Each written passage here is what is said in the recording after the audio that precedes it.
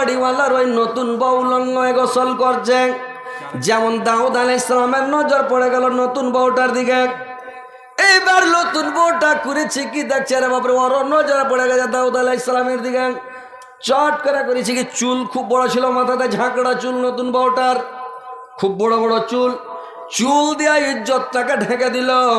একদিকে সাইড হয়ে গেল, সাইড হয়ে যায় মানে কাপড় বিনা ইজ্জত ঢেকে নিল। দাউদ আলাইহিস সালাম ওই নতুন বউটাকে দেখলো, এত সুন্দর, এত চেহারা এত ভালো। চেহারা দেখে দাউদ আলাইহিস সালাম ওখান থেকে নেমে এসে বাড়িওয়ালাকে ডাক দিল। বাড়িওয়ালাকে ডেকে বলল, ভাই তোমার নাম কি? বললে, আমার নাম হচ্ছে আউরিয়া, আমার নাম আউরিয়া। এবার করেছে কিরে ভাই, আউরিয়া ওর স্ত্রীটা নতুন বউটার নাম হচ্ছে বাদশা। এবার বাদশার নাম আউরিয়া। তখন বলছে, আপনি কে? বললাম, আমি এই দেশের প্রধানমন্ত্রী, আমার নাম হচ্ছে দাউদ আলাইহিস সালাম, আমি দাউদ নবী, এই দেশের প্রধানমন্ত্রী। বললে, আপনি প্রধানমন্ত্রী? আমি স্বপন দেখছি না, অরিজিনাল আপনাকে দেখছি। ওই লোকটা বলছে, আউরিয়া, তার মানে আপনি আমার বাড়ি এসছেন, এটা কেমন কথা? মানে আমি কয়েকদিন আগে এই যে ডাক বাংলা মুর্শিদাবাদ জালসা করতে গেছিলাম, ডাক বাংলাতে 3-4টা বক্তা আছে, তো সবাই মিলে ওখানে জুমাটা পড়বো, বিকেলে সব ভাগ হয়ে যাবো, যেদিকে সেদিকে চলে যাবো, যার যেটা ডেট আছে চলে যাবো। ওখানে গেছি তো মসজিদের যেটা মোতাওয়াল্লি, ও কোনো মতে মানবে না, বলছে, হজরত আলী আপনাকে খুতবা দিতে হবে। আমি বলছি, ভাই আরও অন্য বক্তা আছে, ওরাকে দেন, আমার গলাটা একটু কেমন করছে, তো ওরাকে দেন, এই 8-10 দিন থেকে জালসা করে খাইতে আছি, তো অন্য কাউকে দেন। বলছেন না, আপনাকে দিতে হবে, আমাদের খুব আশা আছে, আর আপনি যে আসবেন এটা আমার সৌভাগ্য, আমরা বুঝতে পারিনি যে আপনি আসবেন, তো আপনি খুতবা দেন। তা আমি যখন খুতবা ওখানে দিতে লেগেছি, ওয়াজ করতে লেগেছি, তো লোক গালা নিজের গতরকে চিমটি কেটে দেখছে কয়েকজনা, যে স্বপন দেখছি না, অরিজিনাল হজরত আলীকে দেখছি, যে উকে না হারকে মসজিদে খুতবা দিছে। নামাজ পড়া যখন হয়েছে, নামাজ পড়ালাম, বাইরে গেলাম, মসজিদের বাইরে বারান্দাতে, লোক গালাইসা কয়েছে, মৌলভী সাহেব, কত যে আমাদের আশা ছিল, কত যে স্বপ্ন ছিল যে আপনার মুখ থেকে মানে জুমার খুতবাটা শুনবো, তো আজকে সত্যি আমরা পেয়ে গেলাম। তা আমরা চিমটি কেটে কেটে দেখছি, যে অরিজিনালে দেখছি না স্বপনে দেখছি, তো মানুষ একটা আচমকা হয়ে যায় যে আসলে এরকম ব্যাপার। তো ওই আউরিয়া চোন হয়ে গেছে যে আমাদের বাড়িতে প্রধানমন্ত্রী চলে এসছে, একটা সৌভাগ্যের ব্যাপার লাগে ভাই, নাকি? ই তো চোন দিয়ে গেছে, তাড়াতাড়ি বসতে দিল। কি করব বলেন, কি ব্যাপার, কেন এত পাঁপড় হয়েছে, আমার বাড়ি চলে এসছেন, কি ব্যাপার? দাউদ আলাইহিস সালাম একটা বুদ্ধি করলো। কি বুদ্ধি করলো? বললে, আউরিয়া তোমার কাছে এসেছি আমি। বললে, কেন? বললে, তোমার কাছে আমি একটা কাজের জন্য এসেছি। এক জায়গায় যুদ্ধ চলছে, রুমের বর্ডারে, রুম দেশের বর্ডারে একটা লড়াই চলছে, যুদ্ধ চলছে, আমাকে একটা কমান্ডার বানাইতে হবে। তো তোমাকে কমান্ডার বানাতে চাই, তুমি বলে খুব সাহসী ছেলে, তোমার খুব হিম্মত আছে, তাগতওয়ালা, তোমাকে কমান্ডার বানাবো, ফোর্সের কমান্ডার। তোমাকে লড়াইতে যেতে হবে, যুদ্ধ করতে হবে, তুমি কি রাজি আছো? চাকরি নিবা? বলে, হ্যাঁ, গরিব মানুষ চাকরি পেলে যদি 1 লাখ টাকা মাস পাই তো যাবে না, ও হুঁড়িয়া চলে যাবো, নতুন বহুর গোষ্ঠীকে বেঁচে থাকতেই, টাকা কামাবো, ফের 2-4টা বহু পেয়ে নেবো, নাকি? ই বলছে, হ্যাঁ চাকরি নেবো। বলে, ঠিক আছে, এখনই যেতে হবে। বলছে, হ্যাঁ এখনই চলে যাবো। এই পকেট থেকে বের করে পুরা টাকা 1-2 লাখ টাকা ওকে দিয়ে দিয়েছে। বলে, 80 টাকা লাও আর বাড়াও তাড়াতাড়ি। কি আর কি করবে, তেমনি ঝোলা ঝাম্পালে আর আলো। নতুন বউয়ের সাথে কোনো গল্পও হয়নি, সোহাগ রায়তো হয়নি, কোনো ফুলসজ্জাও হয়নি, কিছু হয়নি। বউকে রেখে বউ মানে ছেড়েই চলে গেল। যুদ্ধে যায় রুম দেশের বর্ডারে লড়াই করে যুদ্ধে ফের জয়লাভ করে নিল। দাউদ আলাইহিস সালাম করলে কি, আবার ওখান থেকে আর একটা বর্ডারে যা লড়াইতে ভিড়িয়ে দিলে, ওখানে লোক গেলে কিন্তু বাঁচে না, সব মরে যায়। এবার কই হেলে আসতে হবে। তারপরে ওখানে কি করেছে জানেন, ওই বর্ডারে পাঠিয়ে দিল দাউদ আলাইহিস সালাম। ওই বর্ডারে যখন লড়াইতে গেল, এবার আউরিয়া কিন্তু ওই বর্ডারে লড়াই করে মারা গেল রে ভাই, শহীদ হয়ে গেল। এইবার শহীদ হয়ে গেল, লাশ নেশা দফন করে দিল। এবার ওর স্ত্রী, আউরিয়ার স্ত্রীটা, ওই নতুন বউটা যে বাড়িতে ছিল, কিছুদিন পরে দাউদ আলাইহিস সালাম তখন খবর পাঠালে, দেশের প্রধানমন্ত্রীকে তুমি বিয়ে করবে কিনা, তোমাকে প্রধানমন্ত্রী বিয়ে করবে। আর তখন দাউদ আলাইহিস সালামের 99টা স্ত্রী ছিল রে ভাই। ওকে যখন বিয়ে করে 99টা স্ত্রী ছিল, ওকে বিয়ে করে 100টা জমে গেল, বুঝতে পারলেন? তো ওই জামানাতে 100টা স্ত্রী ও রেখেছে, আর আমরা 2টা রাখতে পারি না, যে ভাই রাখলেই ঝামেলা, সাঁঝ লাগলে হুড়াহুড়ি শুরু, চিল্লা চেঁচা শুরু, হাই প্রেসারে 1.5 ফুট বেকার হয়ে গেল, 2টা বিয়ে করে বেকার হলো বেচারি। তো কথা হলো যে এইবার আউরিয়ার স্ত্রীকে বিয়ে করে নিল, ওর পেট থেকে সুলাইমান আলাইহিস সালাম ভূমিষ্ঠ হলো। সুলাইমান নবী ওই বাদশার পেট থেকে ভূমিষ্ঠ হলো, ওর পেট থেকে হলো। এবার যখন মরে গেল কিছুদিন পরে ভাই আমার দেখেন এবার করল কি, আল্লাহর পরীক্ষা। 2টা লোক এসে দাউদ আলাইহিস সালামকে বলল,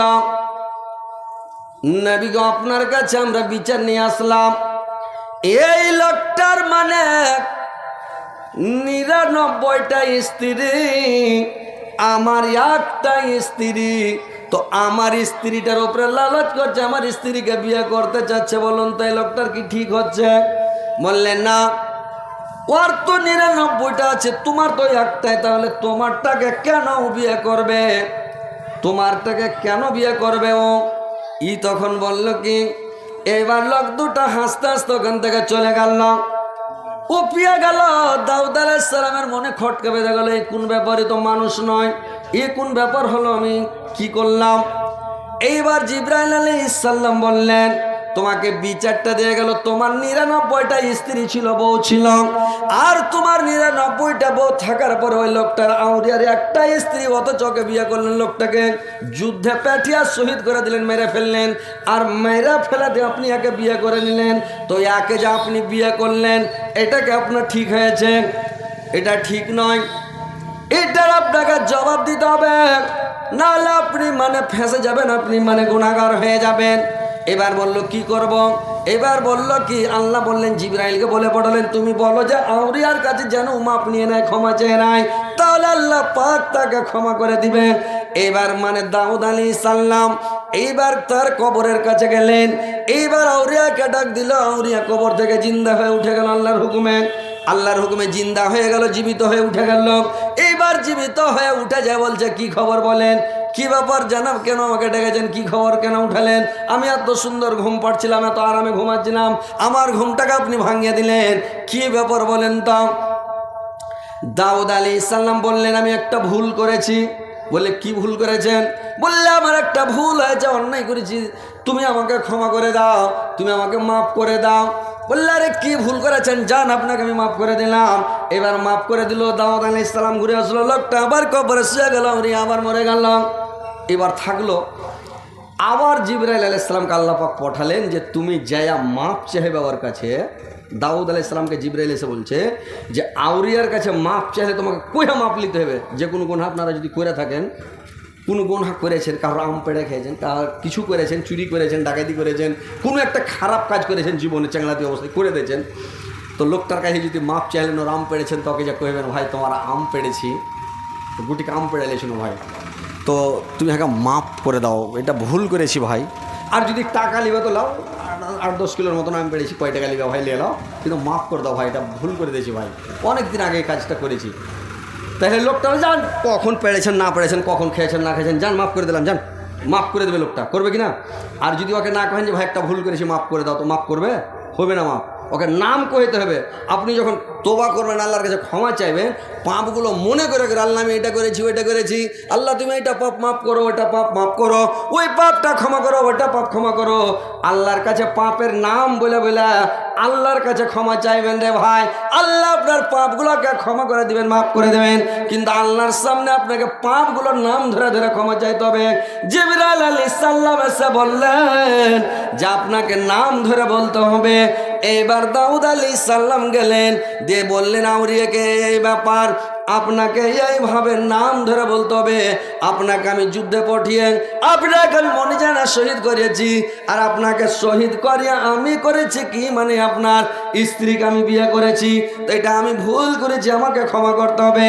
এইবার যখন আউরিয়ার কাছে গেল, আউরিয়াকে কবর থেকে উঠিয়ে যখন আউরিয়াকে বলল, এবার আউরিয়া কি করলো রে ভাই, আউরিয়া তখন ওকে যখন বললো এই কথা, আপনাকে আমি এইভাবে মেরেছি, আমি বুদ্ধি করে আপনাকে মানে মেরে ফেলেন, আপনার স্ত্রীকে আমি বিয়ে করেছি।